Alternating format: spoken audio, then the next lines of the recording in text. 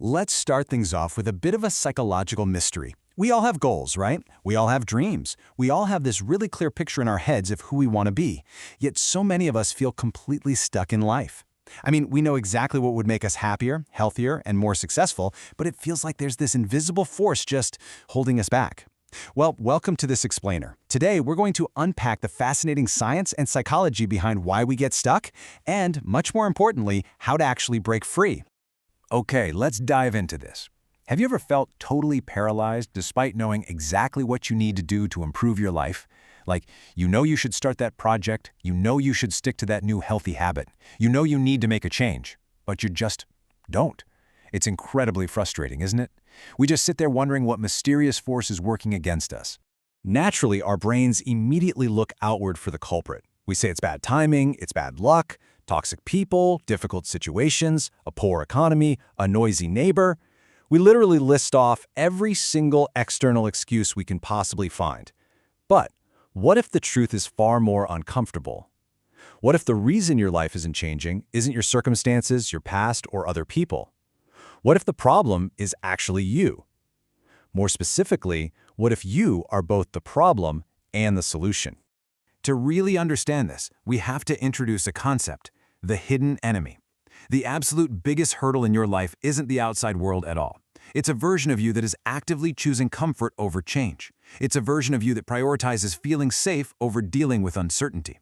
You see, there's a part of you that is just trying to survive the day, and it views literally any attempt at growth as a massive, unnecessary risk. Part 1.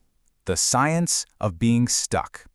Now, what's really interesting about this is exactly why our minds actively fight against positive change. I mean, it sounds completely counterproductive, doesn't it? But there is a deep evolutionary science to why we stay stuck.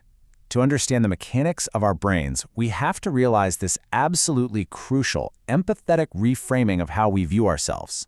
You are not lazy, you are protected. When you feel unmotivated, you are not broken. You are not inherently flawed or weak. What's actually happening is that your brain is just running outdated survival software that's specifically designed to protect you from pain. Let's define exactly what that means. Survival programming is your mind's built-in mechanism driven by areas like your amygdala to protect you against perceived danger. But here is the funny and honestly kind of frustrating part: your brain is a bit of an overreactor. If you tried something totally new and failed 5 years ago, your brain basically logged that as a mortal threat. It says, "Hey, remember that time we tried to start a business and got our feelings hurt? Yeah, let's avoid doing that completely forever." It's an outdated response.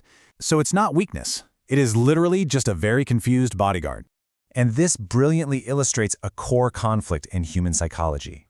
The human brain fears loss far, far more than it desires gain. It will actually choose familiar pain, situations that are stressful, painful, or unhealthy, simply because they're known, over unfamiliar growth. Why? Well, because growth requires discomfort.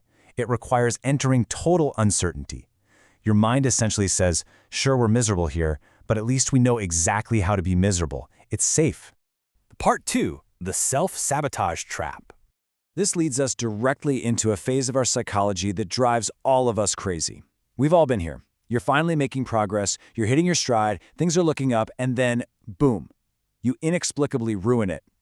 This is the exact definition of self-sabotage. It means you move forward, you put in the hard work, but just before you achieve success, you pull yourself back. The mechanics of this are beautifully ironic. We retreat because failure is a known, comfortable feeling. We know how to handle failure. But success? Success is uncharted territory. It's totally unfamiliar. So the moment success gets a little too close, our brain's danger alarms start blaring, and we subconsciously tank our own efforts just to get back to that familiar feeling of being stuck. We really have to understand that growth doesn't just mean adding new skills. It means leaving old identities completely behind. To evolve, you literally have to shed the person you used to be. And to your subconscious mind, that feels incredibly threatening. Your mind resists growth not because you aren't capable of change, but because change actually feels like losing a piece of yourself.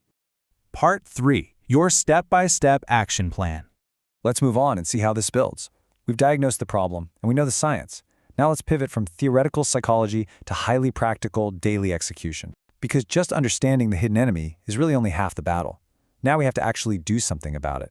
It's time to put on our coaching hats and build a real strategy for overcoming this internal resistance. And the solution here isn't just to shout positive affirmations in the mirror. The real solution is scientific observation of your own mind. Step 1, become aware. Step 2, notice your patterns, like when do you normally quit? Step 3, observe your resistance. When you feel that urge to self-sabotage, just pause and watch it happen in your mind. Because here is the golden rule. What you don't see controls you.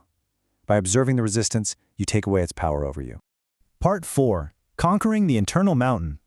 So how do we take this new internal awareness and turn it into routine, undeniable success? How do we actually scale this psychological peak? So the crucial point is this. Real change is not some dramatic movie montage. It's quiet. It's slow. It happens in the tiny, microscopic habits you build every single day. You build a new identity through small, daily decisions that are so tiny they don't even trigger your brand's survival alarms.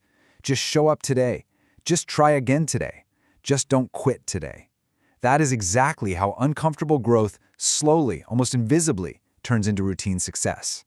This really summarizes the core metaphor of our entire analysis. The idea that the mountain is you carries immense weight. You are not climbing the world. You aren't climbing your boss or the economy or your bad luck. You are climbing yourself. You are climbing your own fears, your own habits, and your own outdated emotional patterns. We've seen that you are not the problem, but there absolutely is a version of you that is terrified of change. And until you face that version, it will just continue to run your life from the shadows. So, as we wrap up this explainer, I want to leave you with one final, lingering thought to take into your day. Are you finally willing to outgrow yourself?